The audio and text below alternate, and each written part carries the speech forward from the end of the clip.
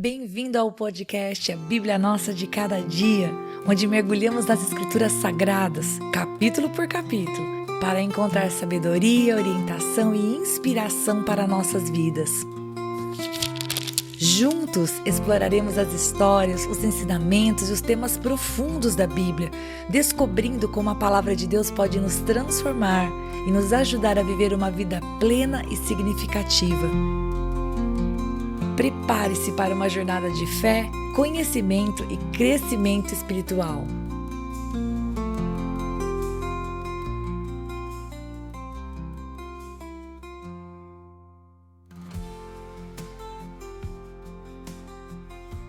Que alegria ter você aqui para nós meditarmos em Números capítulo 32.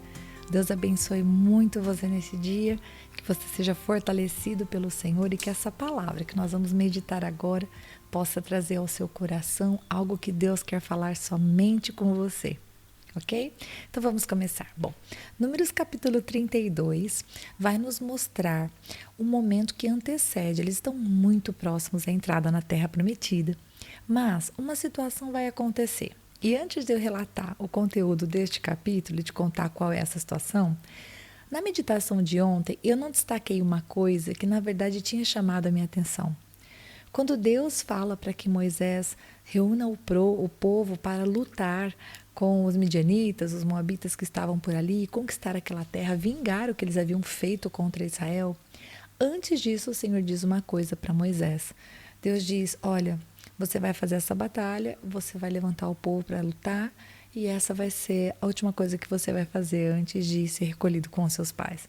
E eu me lembro que ontem, quando eu estava meditando sobre isso, eu pensei, uau, Deus, imagina só o Senhor falando para Moisés e dizendo, termina a sua carreira, né? Essa é a última batalha que você vai organizar, o último momento que você vai dar ordens para que o povo saia à guerra. E eu fico imaginando o coração de Moisés, mas não quero me perder nessa coisa de, vamos imaginar o coração dele, mas realmente pensando que, sim, a nossa jornada tem um fim. E glória a Deus por isso, porque a gente vai para a casa do Pai. Nós vamos morar com o Senhor na eternidade, porque nós amamos Jesus e cremos que Ele é o nosso Senhor e Salvador. Mas ainda assim, é realmente interessante imaginar que as últimas coisas realizadas por Moisés foram realizadas por ele tendo plena consciência de qual seria o dia que ele seria recolhido com os seus pais, porque Deus foi falando com ele.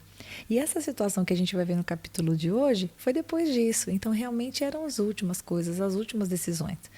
E quando Rúben, Gade, vem falar com ele a respeito de ficar nesta parte anterior, né, da terra, não passar o Jordão, porque eles estavam perto de passar o Jordão e entrarem na terra prometida. Eles iriam entrar por Jericó e conquistar a terra. E Deus já havia dito que daria aquela terra para eles. Porque sim, a terra que Deus havia prometido para o povo não estava desabitada, pronta, arada, só esperando eles chegarem. Não, eles teriam que lutar para possuir aquilo que Deus havia dado para eles. Dia a dia, eles iriam lutar e Deus daria a vitória. Mas Rúben e Gade, quando olham para aquela terra que havia sido já conquistada, ali contra os moabitas, os midianitas que nós falamos no último capítulo, eles falaram, olha, nós temos gado e essa terra é boa para gado. Então eles pediram para Moisés, nós não podemos ficar por aqui? E nesse momento, a resposta de Moisés é um pouco forte. E a gente precisa entender que Moisés ele faz ali um discurso, né, dá uma bronca neles dizendo, poxa, vocês vão abandonar os seus irmãos, né? Por que vocês estão querendo fazer o coração deles desfalecer? Porque veja, como eu disse, eles iam passar o Jordão e eles iam conquistar a terra que Deus disse que havia dado. Ou seja, eles iriam vencer a batalha, mas eles teriam que ir para a guerra. Então, 2 tribos a menos faria muita falta. E então Moisés os exorta dizendo, não sejam rebeldes. Isso já aconteceu antes. Os pais de vocês fizeram isso, enfraqueceram a fé dos demais. Ele menciona Josué e Calebe como os únicos 2 espias que realmente tiveram fé diante do que Deus falou no passado. E ele disse, olha, os seus pais desanimaram o coração do povo e isso nos levou para o deserto. Vocês vão fazer isso também? E então eles esclarecem, não faremos isso. Nós vamos lutar com os nossos irmãos, nós vamos passar o Jordão com eles, nós vamos batalhar para que eles conquistem a terra também, mas nós queremos nos estabelecer desse lado de cá. E então Moisés entende que se eles fizerem dessa maneira não tem problema. E então meia tribo de Manassés também se junta à tribo de Ruben e Gad, e eles resolvem ficar antes de Jordão. Eu quero fazer uma pausa aqui, ok? Engraçado que quando eu estava lendo esse texto, eu li várias vezes antes de gravar esse podcast, eu fiquei pensando, Senhor, o Senhor tinha estabelecido que eles iriam habitar para lá do Jordão. Será que eu entendi errado? Não, eu acho que é isso mesmo. Então, o Jordão, ele seria uma barreira natural, vamos dizer assim, para proteger o povo. A tribo de Ruben, Gad e a meia tribo de Manassés escolheram um lugar que era próprio para gado, tudo bem, eles não erraram, mas eles não contariam com essa barreira natural que Deus havia, a princípio, estabelecido, talvez até mesmo para protegê-los. E eles desse lado, onde era aprazível aos olhos, na verdade não estariam tão protegidos como estivessem no lugar em que Deus havia determinado a princípio. Mas, de toda maneira, Moisés concorda com eles e diz, olha, só não pequem. O versículo 23, eu achei ele muito interessante. Ele fala, olha, tipo assim, se vocês errarem, se vocês pecarem, se vocês estiverem mentindo, o pecado de vocês com certeza vai os encontrar. Ou seja, eles deixarem de apoiar os irmãos na conquista da terra prometida, antes de ser apenas um pecado contra os seus irmãos, no sentido de abandoná-los, era um pecado contra Deus, porque eles estariam deixando de fazer o que eles deviam fazer. E então eles se comprometem a ir junto com as outras tribos e eles começam ali a edificar as cidades, as fortalezas, porque eles iriam deixar ali as mulheres e as crianças e passar o Jordão juntamente com as outras tribos. Bom, esta é a explicação do capítulo. Se você não leu ou não me escutou, agora você sabe do que se trata. Agora, de que maneira eu aplico esse capítulo para as nossas vidas? Bom, eu acho que uma lição que vem na minha mente logo de cara é que nós temos uma missão sobre essa terra. Você já deve ter ouvido a frase, olha, Jesus te ama e tem um propósito para a tua vida. Sim, isso é uma verdade. Deus tem um propósito para as nossas vidas que é um propósito soberano, que é um propósito que está acima do nosso propósito pessoal. Então, eu posso ter um propósito de ser professora na minha vida, de ser mãe, eu tenho um propósito de ser esposa, eu tenho os meus propósitos pessoais, né, as minhas jornadas pessoais que são construídas por mim. Mas acima de tudo isso, Deus tem um propósito na minha vida. Então, em cada lugar que eu vou, ou em cada função que eu desempenho, Deus tem um propósito. E esse propósito é com certeza me usar para a glória dele. E daí, nessa jornada, eu preciso me adaptar e buscar realmente ouvir a voz de Deus para que em tudo que eu fizer, se eu estiver ensinando, se eu estiver atendendo o balcão, se eu estiver costurando, se eu estiver fazendo uma drenagem em alguém, né, se eu for um profissional da saúde, qualquer lugar que eu esteja, eu venha a desempenhar, realizar o propósito que Deus separou para a minha vida. E se eu estiver em casa cuidando dos meus filhos, tá tudo bem também. Dentro da minha casa eu estou cumprindo um propósito, um chamado de Deus. Então aqui eu aplico dessa maneira. Queridos, a união das tribos tinha um propósito.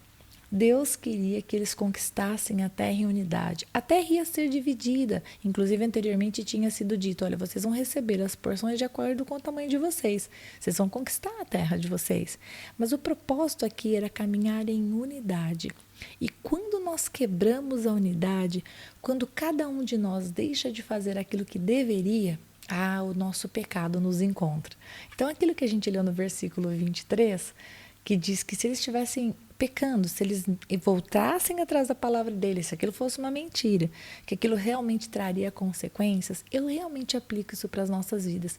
Porque nas diversas áreas em que a gente realiza coisas em grupo, em unidade, seja um ministério, ou seja um casamento, seja a criação de filhos, seja uma empresa, seja uma parceria, a unidade, o foco, o propósito conjunto, tudo isso, gente, é muito importante. Sem isso, é muito difícil de ter sucesso.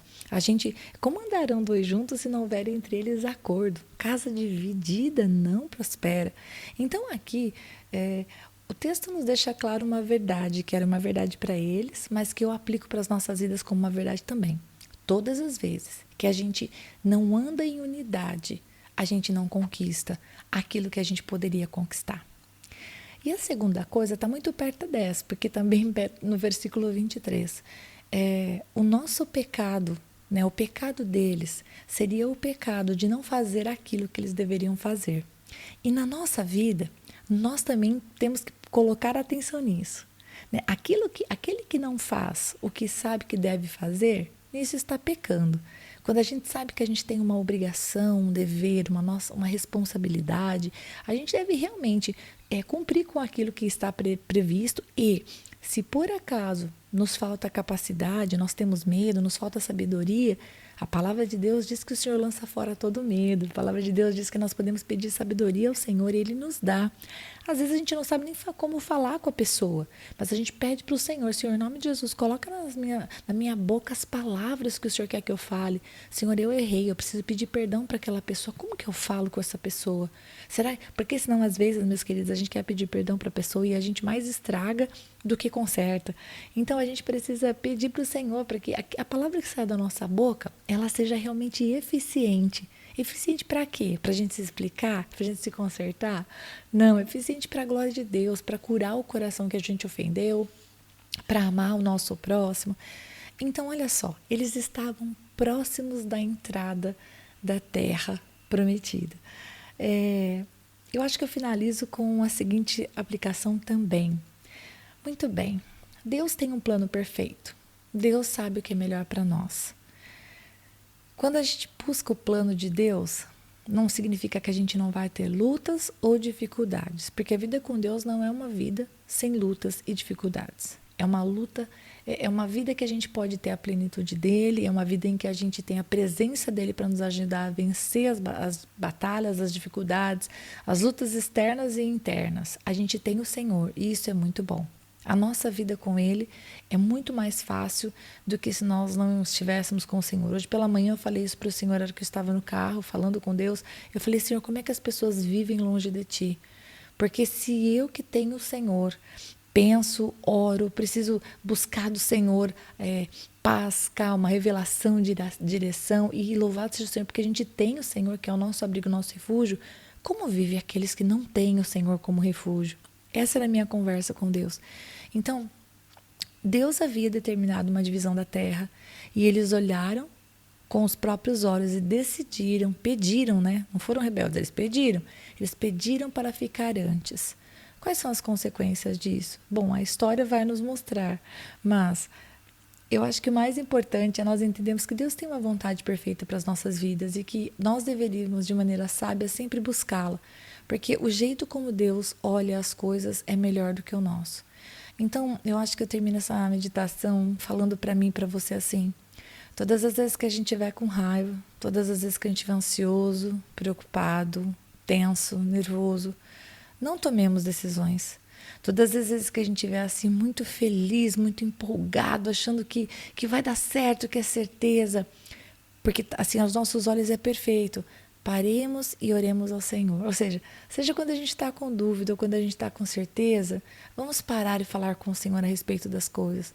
Porque a gente pode ser movido tanto pelas nossas emoções negativas, quanto pelas nossas emoções positivas. Aqui no caso deles, eles olharam e falaram, nossa, a terra é boa, podemos ficar por aqui? E eles puderam, Moisés permitiu, desde que eles andassem em unidade com as outras tribos. Entretanto, se eles estivessem com as outras tribos para o lado de lá do Jordão, haveria uma proteção natural, assim como Deus havia dito que eles deveriam se estabelecer.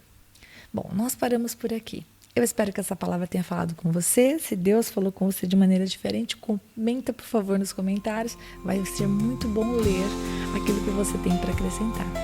Deus te abençoe e até a próxima. E se você ficou até agora, não vai embora não. Agora é hora de você curtir, comentar, compartilhar esta palavra, porque se ela abençoou você, ela pode abençoar outra pessoa também. E lógico, se inscreva no canal, ative o sininho, assim você não perde os próximos episódios. Deus te abençoe e até lá!